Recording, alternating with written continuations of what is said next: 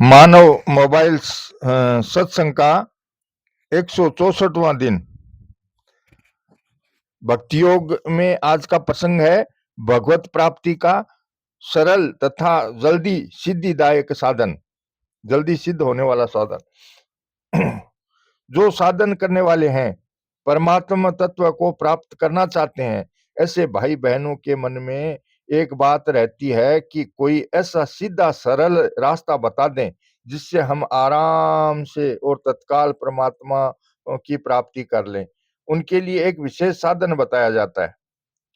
एक ऐसी स्थिति है जहां पहुंचने पर मनुष्य कृत्य कृत्य ज्ञात ज्ञातव्य और प्राप्त प्राप्तव्य हो जाता है, अर्थात उसके लिए कुछ करना, जानना और पाना बाकी नहीं रहता। वहां पहुंचने के लिए 3 मार्ग हैं। वो मार्ग कौन से हैं? एक कर्म योग है, ज्ञान योग है और भक्ति योग है। कर्म योग से कृत्य कृत्यता हो जाती है, ज्ञान योग से ज्ञात ज्ञातव्यता हो जाती है और भक्ति योग से प्राप्त प्राप्तव्य हो जाती है। यह अंतिम स्थिति है। अगर कोई साधक कमर कस ले कि मेरे को तो उस अंतिम स्थिति की तुरंत प्राप्ति करनी है, उसके लिए एक ऐसा साधन बताया जाता है जिससे वह सब साधनों से ऊंचे उठकर उस अंतिम स्थिति का शुरू में ही अनुभव कर सकता है। श्रीमद् भागवत में भगवान उद्धव जी से कहते हैं, जब सब में परमात्मा बुद्धि की जाती है तब सब कुछ परमात्मा ही है ऐसा दिखने लगता है। फिर इस परमात्म दृष्टि से भी उपराम होने पर सारे संशय अपने आप मिट जाते हैं। मेरी प्राप्ति के जितने साधन हैं उनमें मैं तो सबसे श्रेष्ठ साधन यही समझता हूं कि समस्त प्राणियों और पदार्थों में मन, वाणी और शरीर की समस्त वृत्तियों से मेरी ही भावना की जाए। यानी सब संसार को वासुदेव सर्वम ही समझा जाए।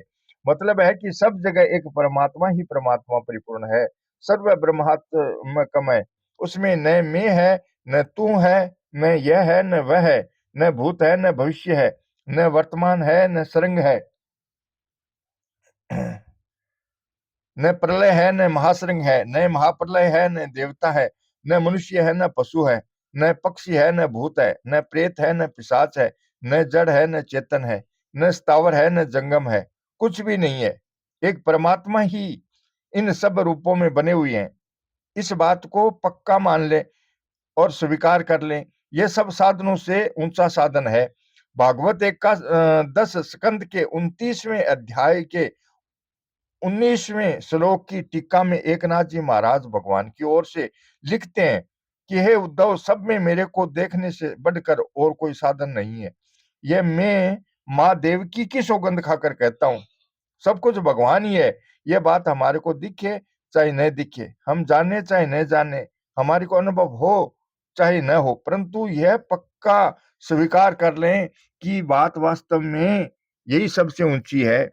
कमी है तो हमारे मानने में कमी है, वास्तविकता में कमी नहीं है। जैसे पहले क ख ग आदि अक्षरों को सीखते हैं, फिर पुस्तकों में वे वैसे ही दिखने लग जाते हैं। ऐसे ही पहले केवल इन बात को मान लें कि सब कुछ भगवान ही है, फिर वैसा ही अनुभव होने लग जाएगा। इसका अनुभव करने के लिए कुछ करना नहीं है, कहीं आना जाना नहीं है। भजन, ध्यान, सत्संग, स्वाध्याय आदि जो कर रहे हैं वे करते रहें। इसके लिए कोई नया साधन नहीं करना है, केवल पक्का स्वीकार कर लेना है कि सब कुछ परमात्मा ही है। कारण कि सृष्टि रचना के समय भगवान ने कहीं से कोई मसाला सामग्री नहीं मंगाई, प्रत्युत यह संकल्प किया कि मैं एक ही भौत रूपों से हो जाऊं। सदेह सत्य बहुसयाम प्रजा येति, सो अकाम यत बहुसयाम प्रजा येति, एकम रूपम बहुधा यह करोति, एको अपि सन बहुधा यो विभाति। वे एक ही परमात्मा अनेक रूपों से प्रकट हुई हैं। उनके रूप असंख्य हैं। अनेक रूप रूपाय विष्णवे प्रभ विष्णवे। 84 लाख योनियां हैं और एक एक योनि में करोड़ों अरबों जीव हैं, पर सब के सब एक परमात्मा ही है। इस बात को मान लें और जहां तक बने कभी भूलकर भी शरीर से किसी की नुकसान अहित का बर्ताव न करें, मन से किसी की अहित का न सोचें, वाणी से कड़वी बात कहकर किसी को दुख न दें। इस विषय में सावधान रहें। कभी चूक हो जाए तो चरणों में गिरकर माफी मांग लें, भूल हो जाए तो फिर उसको सुधार लें। एक मारवाड़ी कहावत है, पढ़ पढ़ कर सवार होवे। यानी घोड़े, साइकिल आदि पर चढ़ते ही मनुष्य पूरा सवार नहीं हो जाता, प्रत्युत कई बार पढ़कर गिरकर ही सवार बनता है। इसी तरह कोई भूल हो जाए तो आगे सावधान हो जाए। एक कहानी है, एक सिंह ने सियारी के बच्चे को, गीदड़ के बच्चे को अकेला देखा तो दयावश होकर उसको उठा ले आया और सिंहनी को दे दिया। सिंहनी के दो पुत्र थे, उसने गाजड़ के बच्चे को अपना तीसरा पुत्र मान लिया और उसका पालन पोषण करने लगी। वे तीनों बच्चे एक साथ खेलते थे और सिंहनी का दूध पीते थे। जब वे थोड़े बड़े हुए तब शिकार के लिए इधर उधर घूमने लगे। एक दिन उस जंगल में एक हाथी आया। उसको देखकर गिद्दड़ का बच्चा डरकर घर की तरफ भागा। तो यह देखकर सिंहनी के दोनों बच्चे भी डरकर घर चले आए और अपनी माँ से बड़े भाई गिद्दड़ के बच्चे की बात सुनाई कि किस तरह वह हाथी को देखकर भाग आया।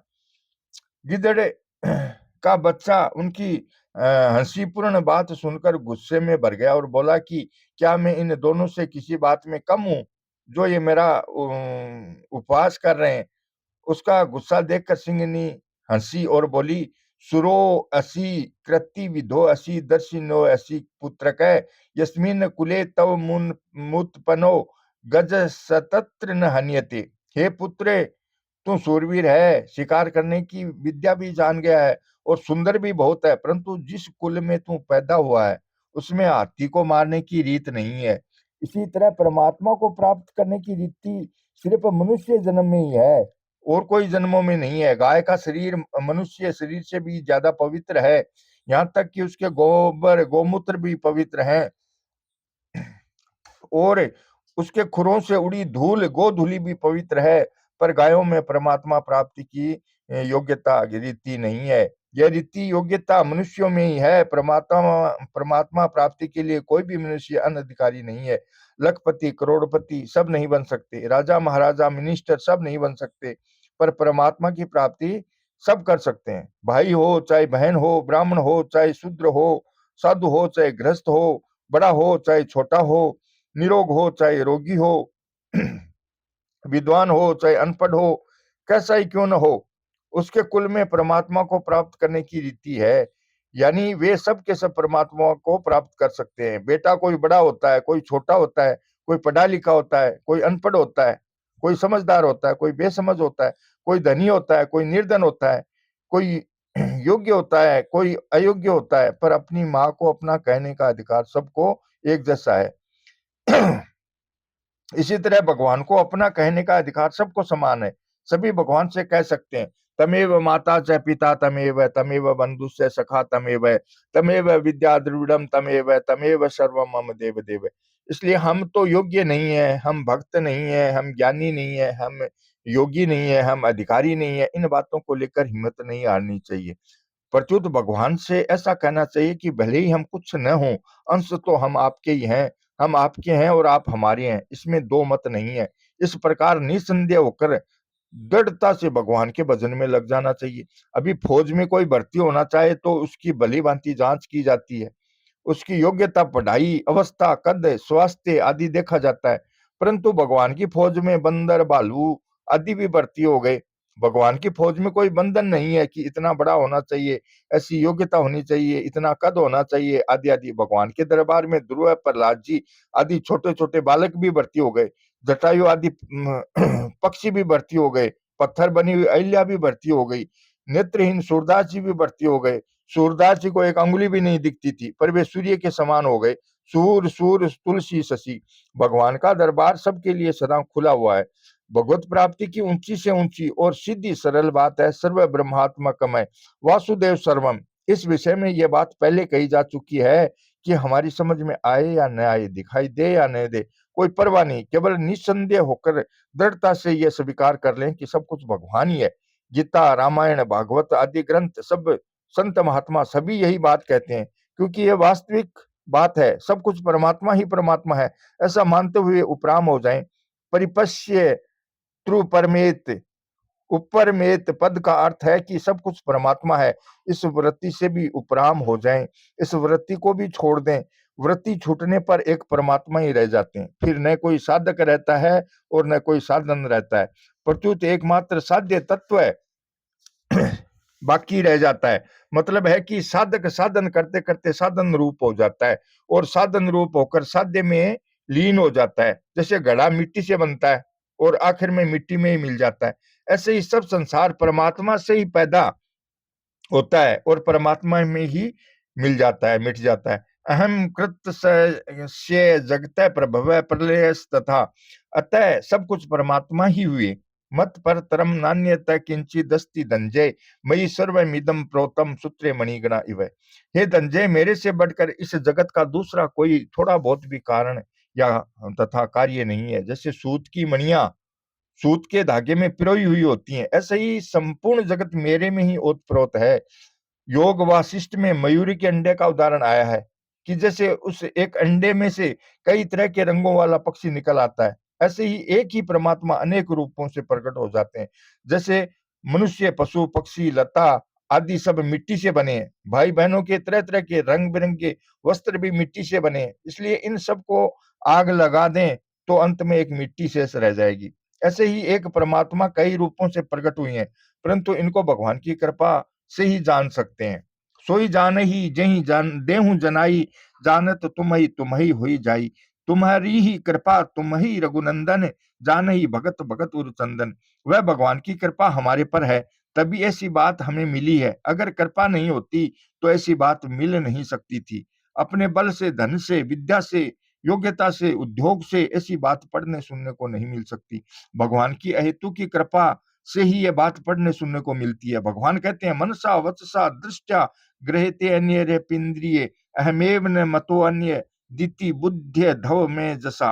मन से, वाणी से, नजर से तथा अन्य इंद्रियों से भी जो कुछ ग्रहण किया जाता है वह सब मैं ही हूं, अतः मेरे सिवाय और कुछ भी नहीं है। यह सिद्धांत आप लोग विचार पूर्वक शीघ्र समझ लें, स्वीकार कर लें। मतलब है कि जो भी चिंतन करते हो मेरा ही चिंतन करते हो, जो भी सुनते हो मेरे को ही सुनते हो, जो भी देखते हो मेरे को ही देखते हो, जो भी चखते हो मेरे को ही चखते हो, जो भी स्पर्श करते हो छूते हो मेरा ही स्पर्श करते हो, जो भी सूंघते हो मेरे को ही सूंघते हो। मतलब है कि संपूर्ण इंद्रियां, मन, बुद्धि का विषय मैं ही हूं, मेरे सिवाय कुछ भी नहीं है। इससे बढ़कर कोई सिद्धांत नहीं है। अंत में यहीं पहुंचना है, इसलिए इसको अभी वर्तमान में ही, इसमें ही स्वीकार कर लें तो अच्छा है। जय हो नाथ। हे प्रभु दीनदयाल। श्री कृष्ण गोविंद हरे मुरारी, हे नाथ नारायण वसुदेवा। जय श्री कृष्ण।